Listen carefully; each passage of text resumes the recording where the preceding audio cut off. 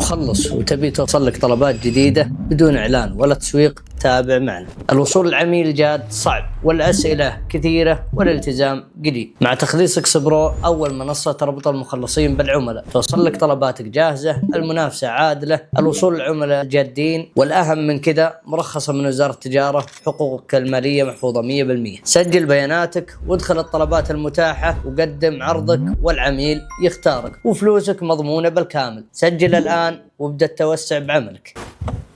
طيب يا شباب، احنا رجعنا بعد الفاصل الخفيف ده. حلو. فدلوقتي ببص تاني قبل ما نخلص المشهد الاول، في تريكه لازم نعملها. توصل لك طلبات تانية. وتبي توصل.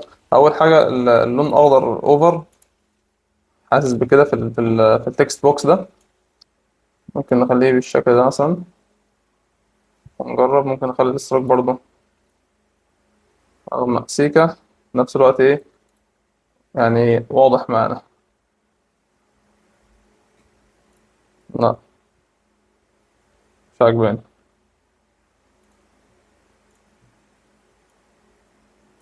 ممكن نخلي مثلا هو غامق كده. تمام. في نفس الوقت يعني اعتقد يكون مبلوع. بص هنا في الزوم اوت اللي حصل ده، في الانيميشن اللي حصل ده، محتاجين نضيف حاجه تخلي الموضوع احلى كتير، وهو افكت كده. بدون إعلان. اول ما يبدا الانيميشن هنا بالظبط نعمل هنا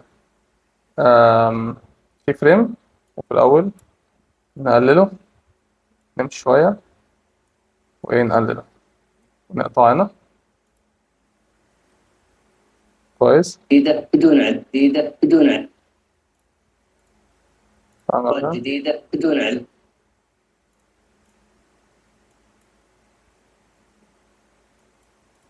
بدون إعلان. جديدة بدون إعلان ولا خلي بالكم من الزاويه دي، يعني بتفرق قوي في الانيميشن، بيبقى شكلها ألذ كتير.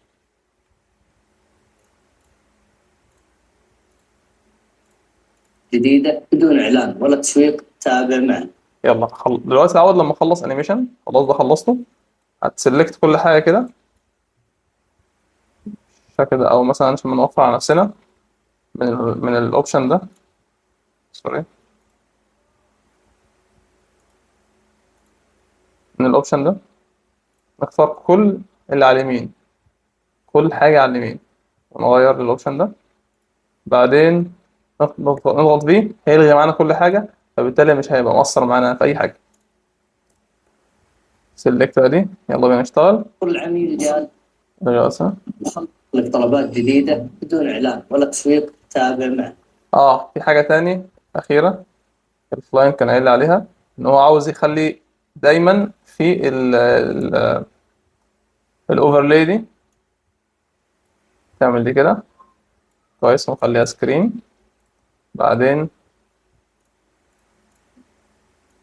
نخلوها كده بالشكل ده، تدي تكستشر حلو كده خالص، او شكل لذيذ. وممكن كمان نعمل باك جراوند سودا. هقول لكم اللي هيحصل دلوقتي. خليها سودا.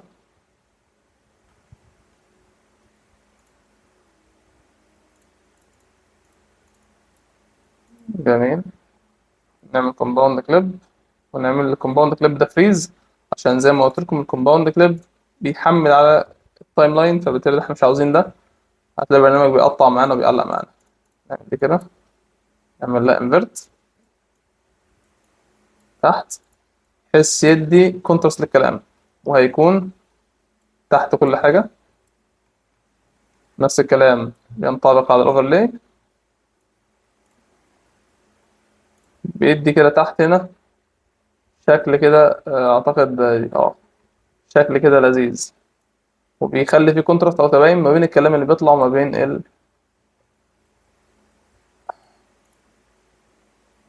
الفيديو. جديدة بدون. يلا زي ما قلنا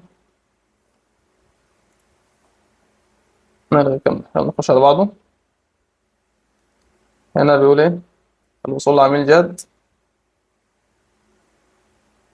صعب. والبوكس ده، والأسئلة كثيرة والزام قليل. يلا بينا نبدأ.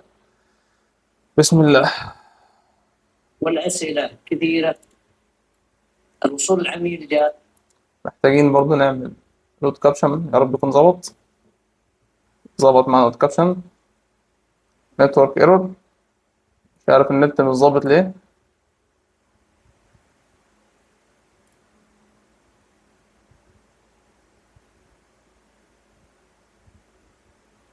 يلا مش لازم نوت كابشن.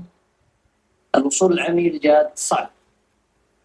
وصول العميل الوصول للعميل الجاد. هنكتب التكست او هناخده كوبي من هنا.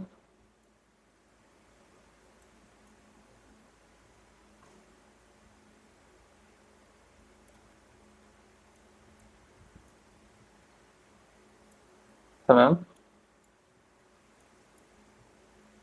هنجيبه هنا بالظبط.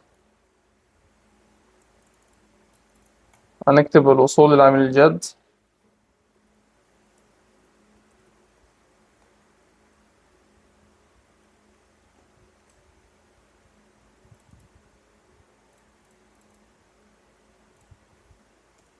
اوكي،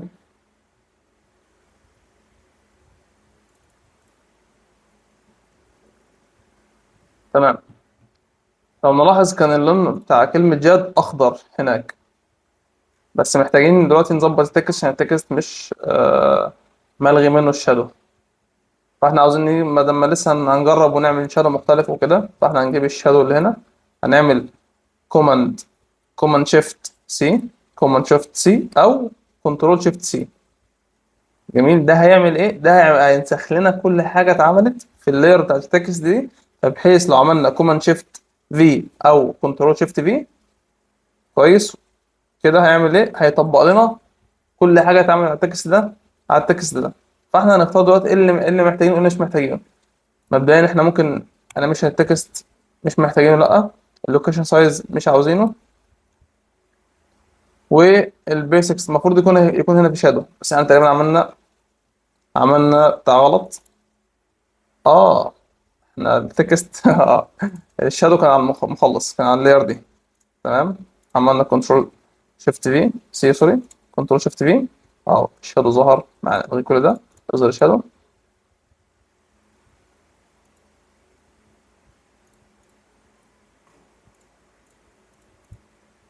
الشادو ظبط معانا.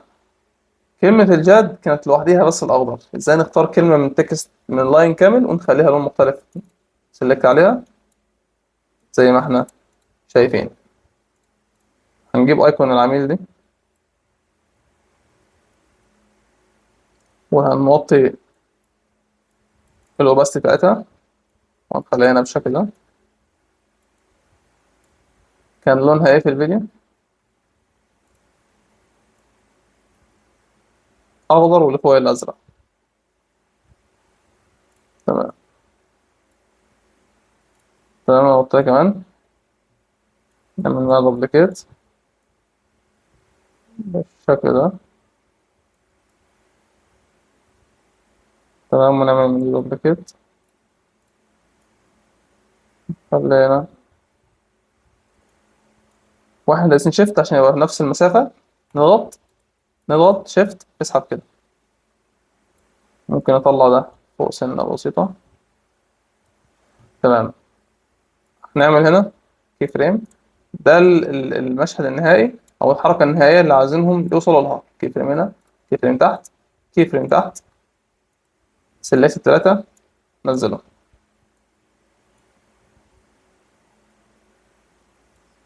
امم هنا في جلitch حاصل غريب، مش فاهم فيه الحقيقة. ده جلitch حاصل عادي، تحصل كاب كات عادي يا جدعان. هنضطر نطلع ونخش تاني.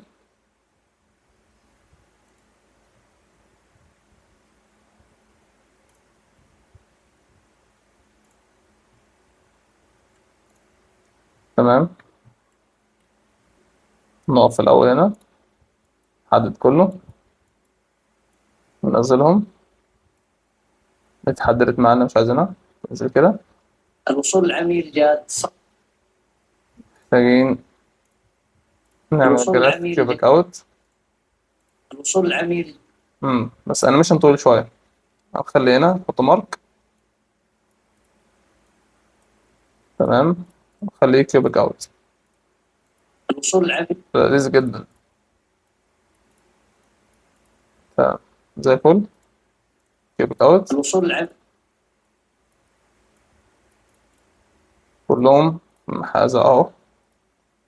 كلهم تحت بعض. نختار دي كيوبيك الوصول اوت. العميل نعمل ايه؟ نرحل كل واحد فريم او 2 فريم. الوصول العميل جاد. بس نخلي الوصول العميل الوصول العميل جاد. اه الوصول العميل كويس. هنا كان في واحد ازرق فهنرفع ده كده. الغي ده خالص. جميل.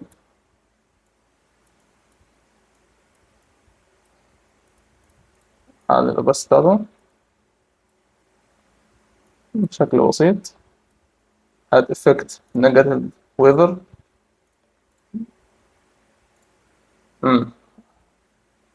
الظاهر النت لسه ما اشتغلش بس هنتصرف، عمرنا ما هنسيب الدنيا كده. احنا غيرنا الايكونز بالافكت بتاع النيجاتيف ويذر. هنا بقى فايدة البريست. تجيب البريست اللي احنا عملناه من شوية. تخش نعمل كنترول شيفت سي. اطلع امسح كنترول شيفت في. محتاجين ايه؟ محتاجين الافكتس. اوكي. الافكتس طبق معانا. عايزين نعدل عليه اهو. نغير اللون زي ما احنا عايزين بس هو اللون مناسب جدا معانا. يلا بينا نعمل الانيميشن بتاعنا العميل اهو. نحط على ترانسفورم كي فريم. نرجع في الاول. نصغرها. نقلل دي كده وننزلها تحت. اه كنا عايزين نعمل كي فريم لوباستي. هنا كي فريم. نمشي هنا كي فريم. كي فريم الاولاني نخليه 0. نعمل ريباوند اوت. الوصول العميل الوصول العميل بس نوسعها سنة. الوصول العميل جاد صعب. الوصول العميل جاد صعب. والأسئلة امم صعب. انا في التقطيعة الاساسية كنت عامل حتة الزوم دي. الجاد ماشي. هنقف هنا بالمؤشر. هنسلكت كل حاجة. تمام. هنمسح دول. خلاص انا مش عاوزينهم. الوصول العميل جاد صعب. هنكتب كلمة صعب. ممكن نغير الانيميشن بتاع كلمة الوصول على الجاد. النت سوري. ماشي. هنعمل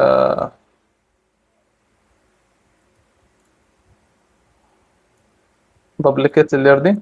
نكتب صعب. صعب.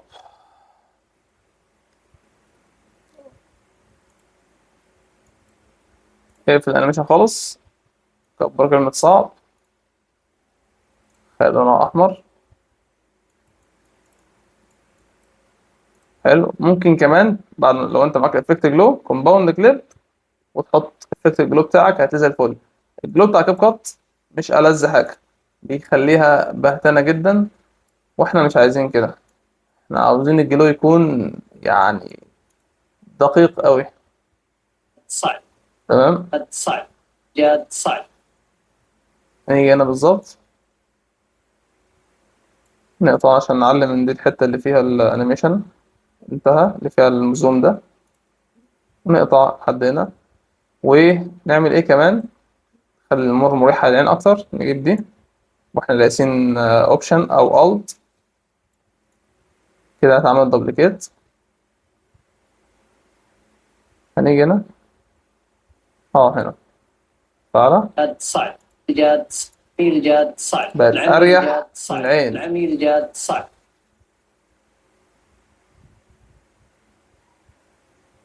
بس هنا في حاجة. جاد صعب. العميل جاد صعب. العميل جاد صعب. كويس. نفس دي نخليها هنا برضه. اهم حاجة يبقى الكي فريم اللي في النص على طرف التكست. على طرف اللاير عشان يبقى ايه وقت ما يقطع. والأسئلة كثير. هو الأسئلة كثيرة والإجابات التزام جليد. هنشوف البوكس عامل ازاي. فنلاحظ البوكس هنا جراديانت ما بين الازرق وما بين الاخضر. ده طبعا عشان هوية البراند بتاع العميل، وطبعا في المثلثات دي تطلع معاه بشكل كويس. والأسئلة الصعبة والأسئلة الصعبة والأسئلة اوكي، يلا نعمل الكلام ده. الصعبة والأسئلة أسئلة دي كده والأسئلة نكتب وال الكيبورد عندي بالانجليزي كله. اه تمام.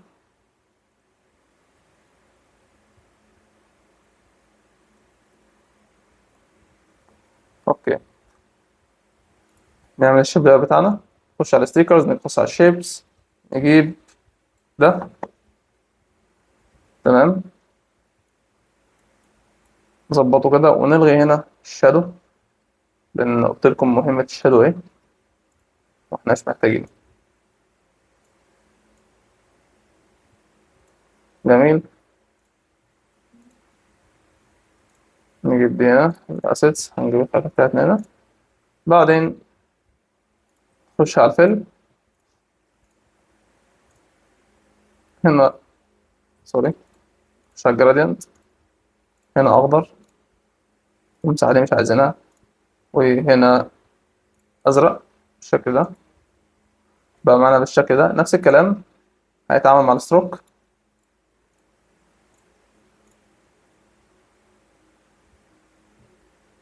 اللهم ذكرني. بس الستروك هيبقى بعكس اعكاس، هقول لكم ازاي دلوقتي. اه الستروكس الستروك هيبقى لون اخضر شويه.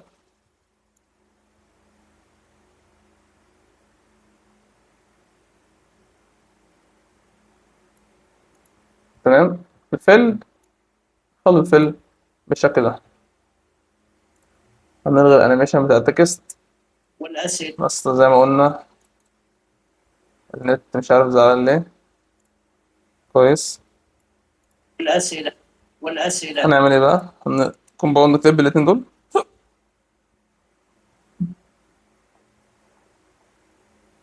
كومباوند كليب ممكن نعمله من عادي كليك يمين تعمل كومباوند كليب من هنا، او من الكيبورد زي ما قلت. لو انت ماك اوبشن جي، لو انت ويندوز الت جي. المهم هنفك اللينك بتاع السكيل، يبقى سكيل ويدث وهايت، يعني فاهم قصدي. ده مهمته نعمل سكيل لفوق، وده مهمته للجنب.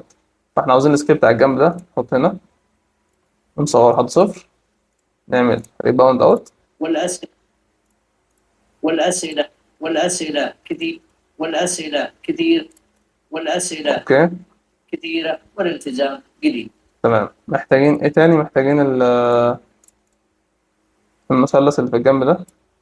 ناخد نفس اعدادات اللون بتاع دي، كنترول شيفت سي، او كوماند شيفت سي، وهنا كوماند شيفت في زي ما قلت، وناخد اعدادات الفيلم. شايفين عامل ازاي؟ بس محتاجين الفيل يكون اوباستي بتاعته عالية. لا احنا صح، سوري، احنا محتاجين الفيل يبقى لونين، لون ازرق او لون اخضر، مش لون واحد. تمام. تمام، يلا بينا نصغره، واحنا دايسين شيفت نصغر، عشان لو احنا مش دايسين شيفت بص هيعمل ايه؟ يظهر معانا بشكل مستفز، مش هيبقى بيظهر حوالين مركزه. اضغط كليك شمال شيفت صغر زي ما انت عايز يا معلم. تمام قد كده. لازم نعمل زوم بالشكل ده، ونعمل انيميشن باونس ان. والأسئلة والأسئلة والأسئلة اوكي تمام. ونعمل الكلام ده كله، نعمل قصدي اللاير دي باوند كليب، ونقلبها كده ونوديها الناحية التانية.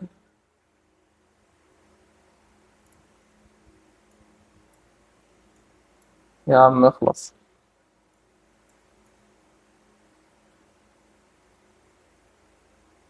تمام، بس نخلي لونها اخضر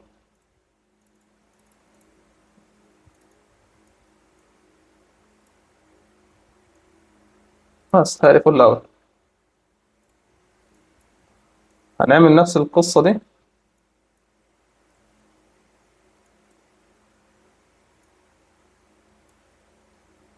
دولت، بس هينزلوا تحت كده. وده هنعمله كومباوند كليب تاني. ليه هنعمله كومباوند كليب تاني؟ عشان لو نزلناه هنا واحنا واقفين على البتاع دي، بص هيبدأ منين؟ اه سوري سوري، لا انتوا مظبوطين. نعمل كومباوند كليب، عملناه خلاص، وهننزل دي هنا.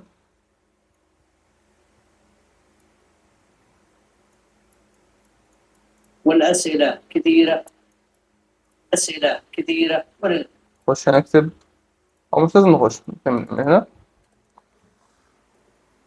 الالتزام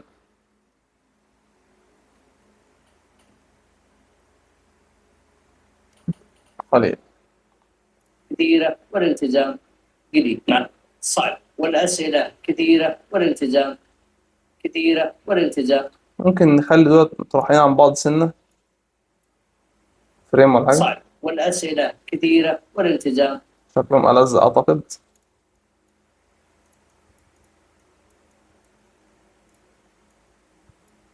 والأسئلة كثيرة والالتزام قليل. مع تخليصك صبر. نيجي بقى للمشهد التحفة اللي عجب الناس كتير قوي، وهو مش صعب في فكرته ولا إن شاء الله صعب في تنفيذه. تعال نحلله بالراحة. ظهر اللوجو وفي ستروك أخضر. أوكي، بعدين طلع المشهد ده، هو لسه بيتكلم. طلع المشهد ده بعدين كده، بعدين ترانزيشن عادية. تمام. طبعا عشان نعمل ترانزيشن هنا بين المشهدين، اللي هي الترانزيشن دي ترانزيشن جاهزة، هحطها لكم وهسيبها لكم إن شاء الله في تحت الفيديو. هو فيديو كامل بتاع ترانزيشنز كامل، وفي ترانزيشن دي، بس أنا قصيتها وحطيتها بريست.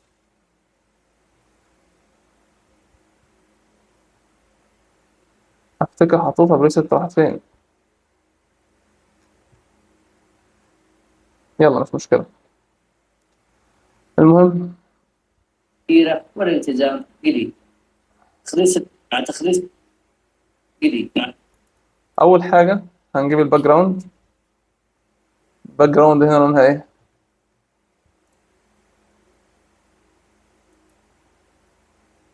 لونها تدرج ما بين أخضر وأخضر، تحسه قلب على السماوي كده. يلا نجيب شيب لاير، نكبره على الآخر كويس، نعمله جراديانت، نجيب لون أخضر كده غامق، وده نخليه نفس اللون، ونمسح اللي مش عايزينها. بس الأخضر محتاجين نخففه شوية، ونخلي السماوي طاغي على الأخضر شوية، بس يكون أغمق من كده. أعتقد محتاجين يكون أغمق من كده. وده كمان ونخليه مايل للسماوي سيكا، ونخلي الأنجل بتاعهم بالشكل ده. ممكن ده يكون مناسب. جميل. تخليصك صبر أول. هنيجي نعمل ده كومباوند كليب عشان نعمل له انيميشن ماسك، عشان مفيش ماسك في التكست ده على طول. نعمل له فريز. كاب كات عادي، كاب كات نستحمله. فريز من هنا، امسح دي، الغي دلوقتي. قليل. مع تخليصك نجيب تخلص اكس برو، نعمل لها الشغل بتاعها.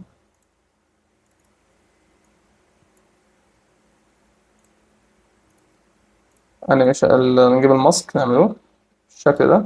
طبعا كان في ستروك، هنعمل ستروك ازاي؟ هنجيب شيب لاير، ماشي خليها فوقها دلوقتي، خليها باللون الأخضر، نكبرها بالشكل ده سنة بسيطة، بعدين نحطها تحت. بس الأخضر شكله غشيم أوي، ناخد اللون ده جميل جدا. هنعمل دولت الاتنين كومباوند كليب، بعدين نعملهم نقف هنا ونعملهم فريز، بعدين امسح بقى معانا تخليص اكس برو. محتاجين نصغر سنة بسيطة، نعمل لها انيميشن ان، بس طبعا النت فاصل لان كويس. تخليص اكس برو. نجيب دي بقى نفعلها. يلا بينا نبتدي الشغل، يلا نبتدي الشغل. دلوقتي احنا عاوزين الماسك بتاعنا يقفل على الدايرة دي. هنعمل ماسك على اصغر من الدايرة دي كده كويس، وهنعمل له انفيرت. ايه اللي حصل؟ عكسنا الماسك بقى، كل حاجة موجودة في الباك جراوند الا الحتة دي. نعمل ايه؟ تخليص اكس. اما دي كده نحط بقى كي فريمين على الماسك ونرجع في الاول. دي النتيجة النهائية اللي احنا عاوزين نوصلها. نرجع في الاول كده، نكبر ده بالشكل ده. مع تخليص اكس برو. مع تخليص اكس برو. بس مع في حاجة تخليص. لذيذة هتخلي الموضوع ألذ. احنا محتاجين نخلي الفيذر يكون في فيذر شوية. بس الفيذر عشان احنا عملنا الفيذر بيتعمل هنا بس وما بيتعملش في الباقي، فاحنا هنخلي مثلا اقول لك انا، احنا الفيذر من كام؟ 7. دوس كليك هنا، امسح دي خالص، امسح دي خالص، واحدة واحدة. خلي هنا على أول كي فريم 7، وعلى تاني كي فريم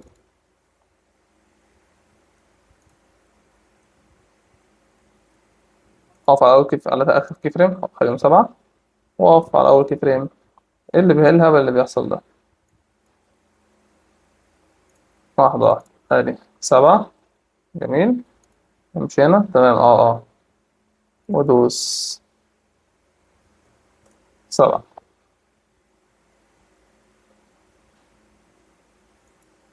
يا عم 7، انا ما قلتش 70 والله العظيم. اهو يا عم هعملها من هنا على الله تفهم.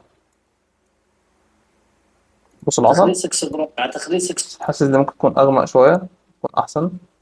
نغمق من الاكسبوجر. مع تخليص اكس.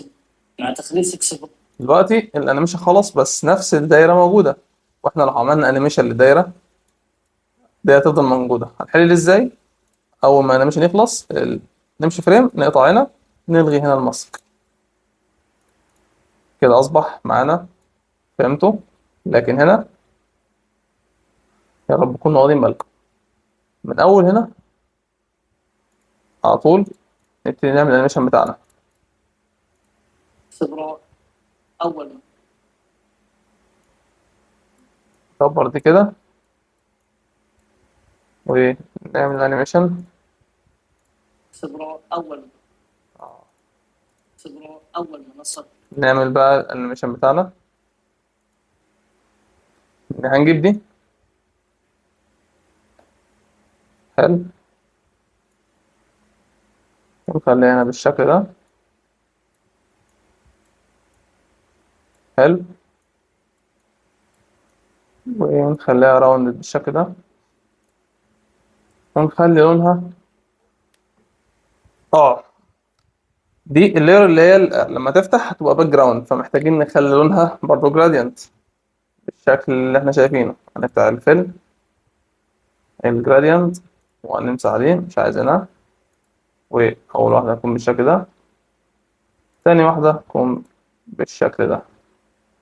حلو. بس ممكن نخلي لونها مختلف، نخلي ممكن أفتح سنة وهنا.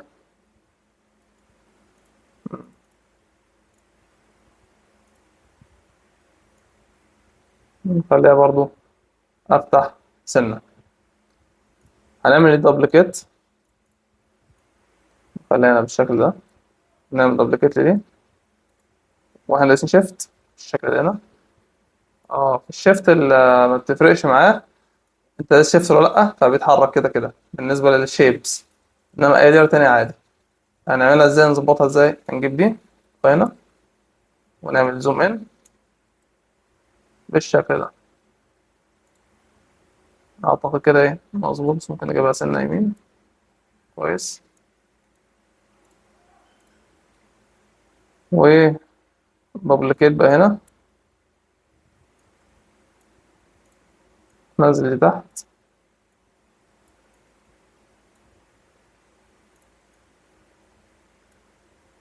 تمام. دوبليكيت تاني، جيب دي يعني. يلا بينا واحدة واحدة. هنعمل دولت ما عدا أول واحدة، هنعمل لهم إيه؟ هنعمل لهم كومباوند كليب. هنفهم ليه دلوقتي. نحط عليها إفكت الصراحة.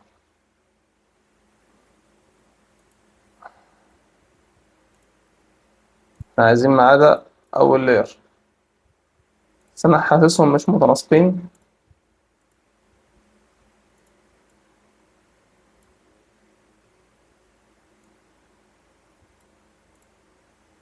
لو متناسقين الدنيا فلة فلة شمعة منورة.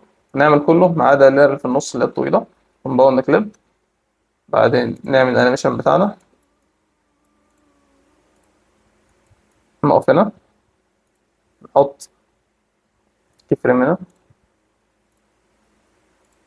عند آخر كي فريم، كي فريم هنا وكي فريم هنا على الاتنين لاير. بعدين نحددهم الاتنين وننزل بالشكل ده، نحط نفس الجراف بالظبط اللي هو جراف ده. اكسبرو اول، اكسبرو اول، اكسبرو اول، اكسبرو اول، اكسبرو اول،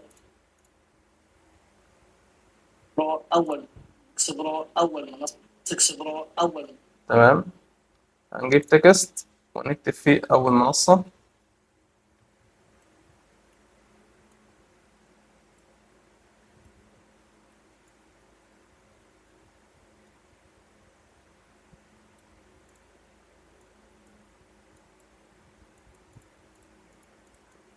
تمام.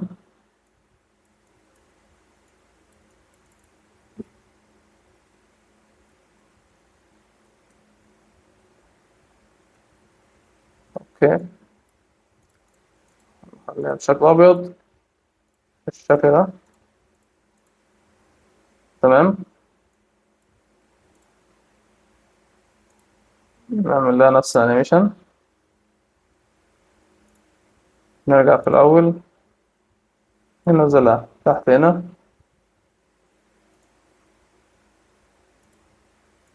اكسبرو اول، اكسبرو اول، اكسبرو اول،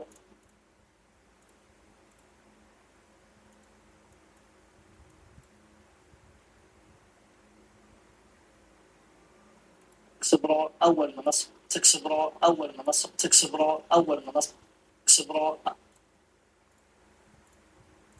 اكسبرو اول، اكسبرو اول، مم.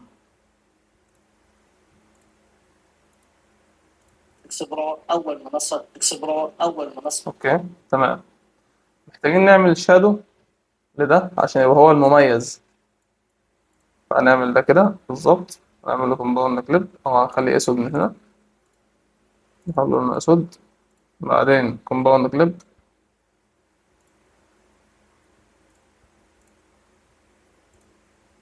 بعدين نخليه أو نجيبه كده سنة خفيفة بالشكل ده، نحط عليه إفكت بلور. ما ترخمش ما ترخمش، برضه مش هنغلب إن شاء الله. طيب يا شباب، في الجزئية دي التصوير فصل، ما اعرفش ليه. اكتشفت وانا بعمل اديت الفيديو، فبدل ما اعيد الفيديو تاني هكمل معاكم بالفويس اوفر ده. طيب احنا وصلنا دلوقتي المشهد ده، فمحتاجين نعمل شادو للعمود ده. كويس، فاحنا المفروض عملنا كومباوند كليب، فالمفروض نعمل او نحط افكت بلور عشان يدينا حتة الفيذر او حتة الحتة الناعمة دي. فدلوقتي النت كان فيه مشكلة، فهنضطر نعملها بالماسك. ازاي نعملها بالماسك؟ بقى نعمل كومباوند كليب، نعمل ماسك يعني بحجم اصغر للحجم بتاع الشادو، بعدين نعلي الفيذر هيدينا الحته بتاعه اللي هي الناعمه دي اللي انا بقول لكم عليها. دلوقتي احنا عملنا اصلا الديزاين بتاعنا، وانا دلوقتي بحاول اعمل الشادو، واعتقد يعني قربنا على الايه، انتهاء من المشهد ده. والجزء اللي جاي باذن الله هيكون الفويس اوفر كامل، والدنيا مش فيش فويس اوفر، يعني تصوير بس. هنخفف الشادو من الاوباستي، اعتقد كده مناسب. تمام. هنعمل دوبليكيت للتكست بتاع اول منصة عشان نحطه فوق تربط، هو هيقول تربط مخلصين بالعملاء، فاحنا هنحط كلمة تربط هنا، وهنكمل حتة اللي احنا بنفيجوال الموضوع في المشهد الجاي. انا عارف ان الصوت بتاع الفيديو راح، ولكن اهم نصيحة اقول لكم عليها، انك تحاول في كل انيميشن، في كل حركة، في كل حاجة، انك تعمل سينك ما بين الكلام وما بين الانيميشن. يكون الكلام بيطلع آه، وقت ما شخص بيقول، يكون الكادر بيتحرك او بيحصل الجرافيك بتاعك او ايا كان اللي يحصل وقت ما الشخص بيقول نفس الحاجة. طيب دلوقتي كلمة البوكس ده بيروح، فهنضطر نمده شوية عشان ما يختفيش.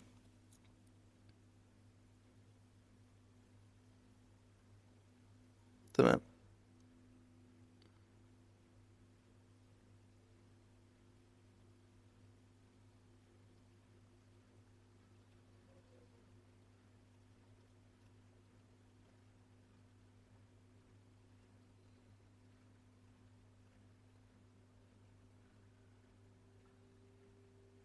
طيب كويس.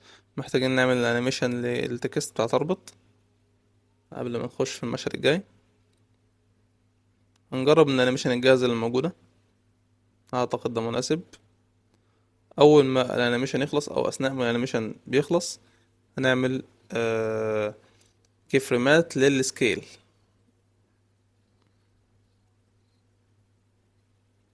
كي فريم هنا، بعدين نكبر بالشكل ده. المفروض كلمة تربط تبقى تحت الباك جراوند دي. نظبط الجراف بس اهم حاجة.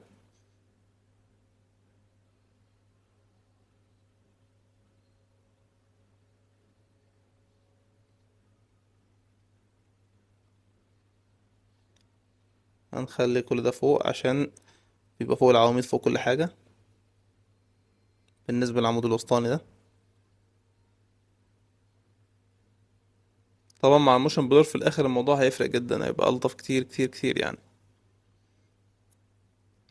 النت النت كان زعلني جدا يوميها، مش عارف في ايه.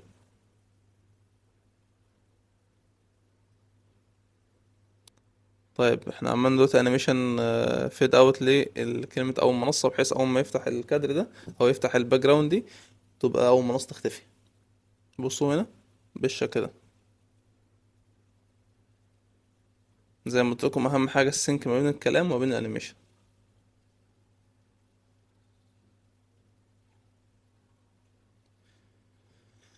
دلوقتي هنجيب الايكون بتاعت العملاء،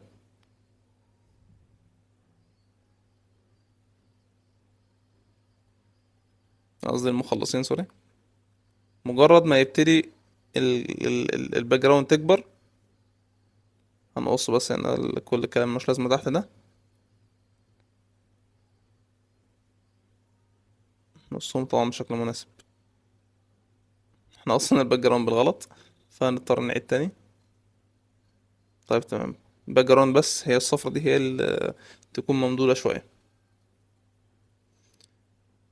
طيب احنا دلوقتي محتاجين نعمل جراديانت لللاير دي بتاعة المخلص، فاحنا عملنا اوريدي من شوية، فبالتالي هنعمل بس تبديل او ريبليس، وبس بقى معانا كل حاجة تمام. ممكن نظبط بقى احنا الجراديانت براحتنا، نخليه شارب، نخليه سموث اكتر، نقلبه، يعني نعمل اللي احنا عاوزينه. طبعا محتاجين نعمل شادو للجراديانت.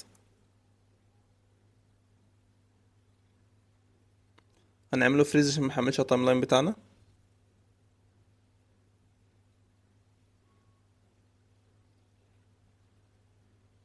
امم هنعمل بس اندو عشان نعمل الشادو، وعشان نشوف الشادو نحط اي خلفية بيضة. نعمل تحت اخر حاجة دي، جاست نخليها اسود خالص. بالظبط كده. نبص على افكت البلور تاني، الحمد لله لقيناه. بس ادانا كده ايه كونتراست ما بينها وبين الخلفية تحفة. يمسح دي، يطلع بره، يعمل فريز.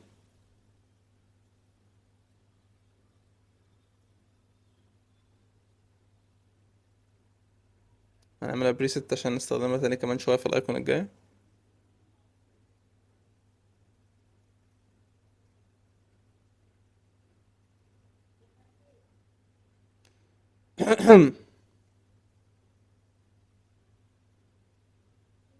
طيب اول ما الباك جراوند خلاص كملت، نعمل انيميشن من نقطة النهاية مش من البداية، من النقطة اللي احنا عاوزين الكادر يقف عندها، الايكون يقف عندها.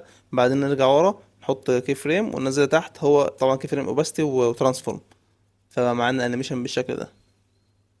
اعتقد لذيذ جدا. بس نطلع فوق شوية عشان ندي مساحة لكلمة مخلصين. نظبط بس التايمنج وكده.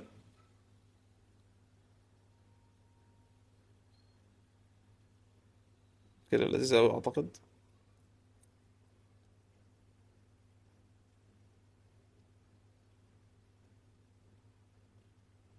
نحط الكيوبيك او الجراف.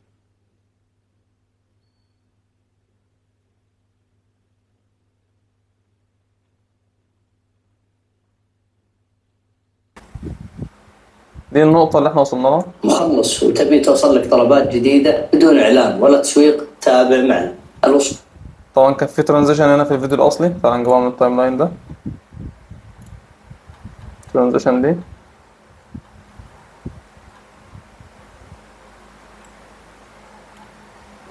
أيوه أهي، نعملها كوبي. طبعا هسيبها لكم في الديسكربشن، ونعمل بيست هنا. الوصول العام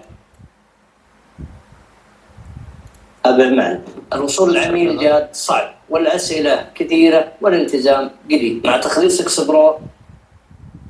برو أول منصة تربط المخلصين بالعمر. منصة تربط المخلصين والمخلصين بتطلع والأيكون بتاعتهم بتطلع.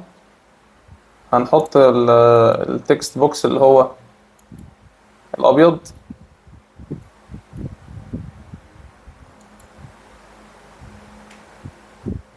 بالشكل ده، المخلصين بالشكل ده.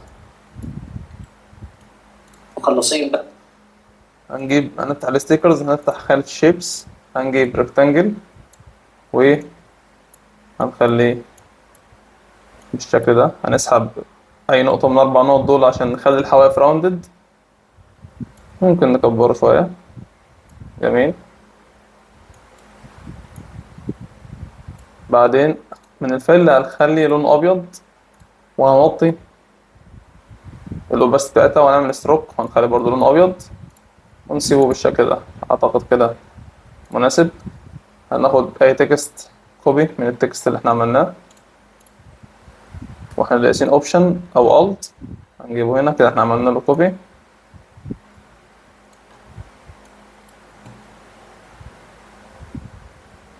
نلغي الكي فريمز دي، نخلي لونه ابيض عادي جدا، ونكتب هنا المخلصين. كويس. طولهم شوية كده بالشكل ده. ممكن نعملهم كومباوند كليب عشان نحركهم مرة واحدة بدل ما نحرك كل لير لوحدها. تربط المخلصين. طبعا نعملهم نفس الانيميشن.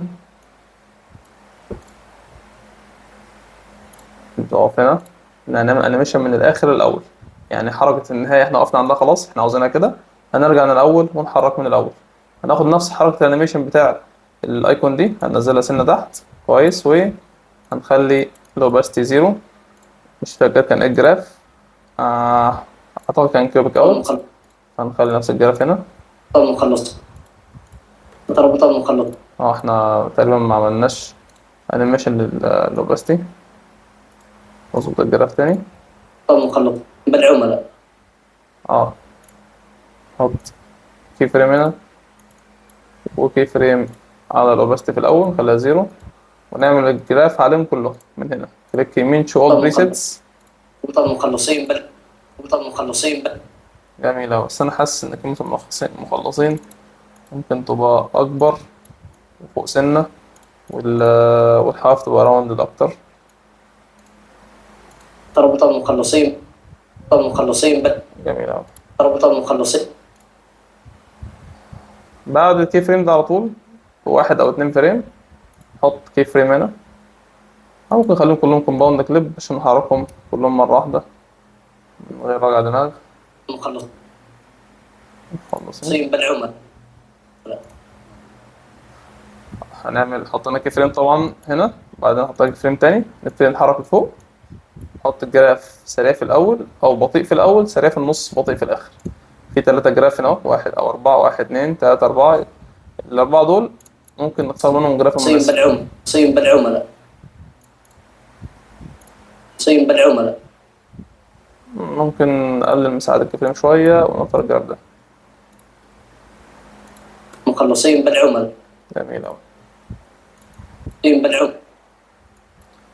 هنحتاج إيه؟ هنحتاج نعمل كوبي دول جوه هنا، ننزلهم فوقيهم.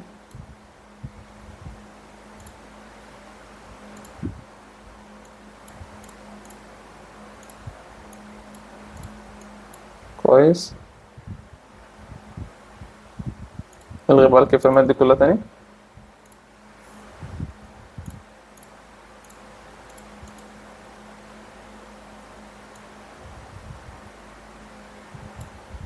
دول ايه؟ بس بتاعتهم صح.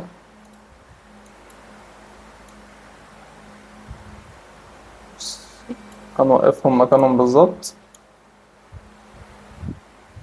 ممكن كده، وهنحط كي فريم في الاخر هنا، وكي فريم في الاخر هنا. نجيب المؤشر نقف في الاول، سيلكت الاتنين، انزل بيهم تحت، وهنحط نفس الجراف اللي حاطينه على الاتنين لير دول، اللي على اللير الاخرانية سوري، اللي هو كان افتكر كان كواد ايز او كيوبيك ايز.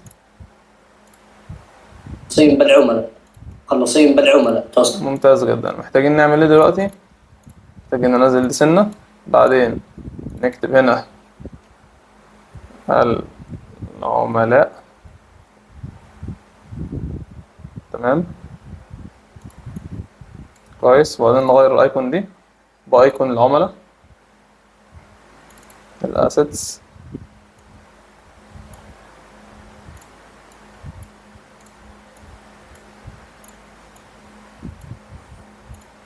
كويس. هنحتاج نصغرهم، وممكن نعمل كومباوند كليب ونعمل 3، واحد كده أصغر، وواحد كده أصغر. ناخد كوماند شيفت سي، وهنا كوماند شيفت بي، ناخد نفس المقاسات، وبعدين واحد دايسين شيفت نسحب كده. تمام. ونخلي اللير اللي ورانيه فوقيهم بالشكل ده، يبقى معانا بالشكل ده. ممكن هنا نحط ماسك، مش عارف هتبقى ضرورية ولا لأ، بس حاسس إنها ممكن تحسسنا، ممكن تشكيل لذيذ. مخلصين بالعملاء. حاسس إن الباك جراوند ممكن تبقى غامقة شوية عن كده عشان يدي كونتراست، وانت برضه لما تحط الجلوتو هيفرق معاك في التركيز او التباين. وحاسس برضه عشان السيف زون ممكن نخلي دي سوري، لما يظهر علامة الماسك اتأكد انك واقف على البيزك عشان تصغر تبقى بالشكل ده، عشان في السيف زون بتاعتنا ما يبقاش الايكون بتاعنا او اي حاجة بتاعتنا واكلة من السيف زون او طالعة بره تركيز المشاهد بالشكل ده. نبص تاني على الانيميشن كله. طب مخلصين بالعملاء. وصل لك طلباتك جاهزة. والأسئلة كثيرة والالتزام قليل. مع تخليص اكس برو أول منصة تربط المخلصين بالعملاء. توصل لك طلب. تمام. طلب. هنقف هنا بالظبط قبل ما يقول الكلام بتاعه كل حاجة. تمام. نقطع نقط هنا بالشكل ده، بعدين نحط الترانزيشن بتاعتنا اللي احنا استخدمناها من شوية. توصل لك عملاء. صين بالعملاء. توصل لك. تمام. ايه الخطوة اللي بعد كده؟ الخطوة اللي بعد كده هنسلكت كله ونعمل كومباوند كليب من اوبشن جي او كنترول جي، بعدين نفعل موشن بلور. الموضوع هيفرق 180 درجة، نفس الكلام نقطع دول هنا بالشكل ده. كويس. هنا المشهد ده اللي احنا عملناه من شوية هنعمل كله برضو كومباوند كليب ونفعل موشن بلور. ممكن نخليه على 100 او لو لقيت الدنيا مزغللة قوي خليها على 80 مينيموم يعني. بعدين المشهد اللي قبل منه كله كده.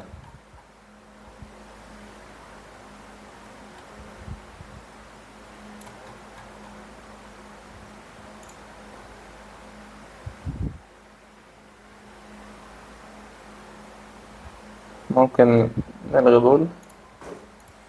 يلا كله كومباوند كليب. مرضاش يعمل معاه كومباوند كليب عشان في كومباوند كليبس كتير جدا، فده هيأثر معانا.